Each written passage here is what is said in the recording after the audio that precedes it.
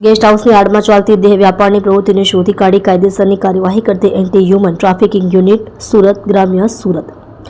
મહેરબાન પોલીસ મહાનિરીક્ષક શ્રી પ્રેમવીરસિંહ સાહેબ સુરત રેન્જ તથા મહેરબાન પોલીસ અધિક્ષક શ્રી હિતેશ કુમાર જોઈસર સાહેબ સુરત ગ્રામ્ય નાઓની સૂચના મુજબ સુરત ગ્રામ્ય જિલ્લા વિસ્તારમાં ગેસ્ટ હાઉસની આડમાં દેહ વ્યાપારના ગોરખધંધાની કોઈ પ્રવૃત્તિ ચાલતી જણાઈ આવે તો તેની ઉપર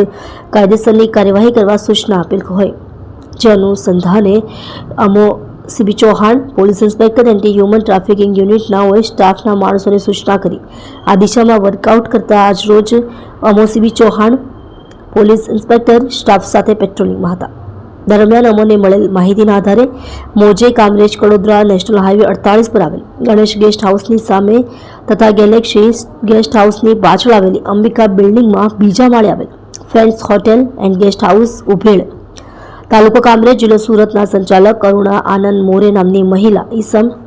સદર ગેસ્ટ હાઉસના રૂમોમાં પોતાના આર્થિક ફાયદા સારું બહારથી છોકરીઓ લાવી રૂમમાં ગ્રાહક બોલાવી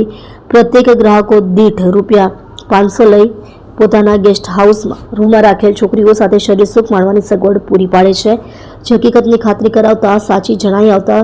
સદર બાતમીવાળી જગ્યાએ પંચો સાથે મોજે કામરેજ કડોદરા નેશનલ હાઈવે 48 પર આવેલ સદર જગ્યાએ રેડ કરતા પકડાયેલ આરોપીઓ વિરુદ્ધ the immoral trafficking prevention act 1956ની કલમ 3, 4, 5 મુજબની અમારા રૂબરૂની સાથેના LR લોકરક્ષક પ્રદીપસિંહ નટવરસિંહ નાઓની ફરિયાદ લઈ કામરેજ પોલીસ સ્ટેશન ગુનો દાખલ કરવાની કાયદેસરની કાર્યવાહી કરેલ છે. પકડેલ આરોપીઓના નામ સરનામા મુજબ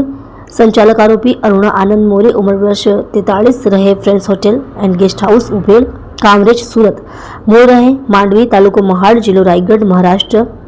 તથા ગ્રાહક આરોપી રણદીપ શિયારામ વર્મા ઉંમર વર્ષ 23 રહે રુદ્રાક્ષ સોસાયટી કારેલી ગામ તાલુકો પલસાણા જિલ્લો સુરત. તેને પકડી પાડી આરોપીઓની અંગઝડતી દરમિયાન રોકડ રકમ ₹1500 મુદ્દામાલ કબજે કરી આરોપીઓ વિરુદ્ધ કાયદેસરની કાર્યવાહી કરેલ છે. તમે જોઈ રહ્યા છો લોકચક્ર ન્યૂઝ 24 ઇબ્રાહિમ શેખની સાથે.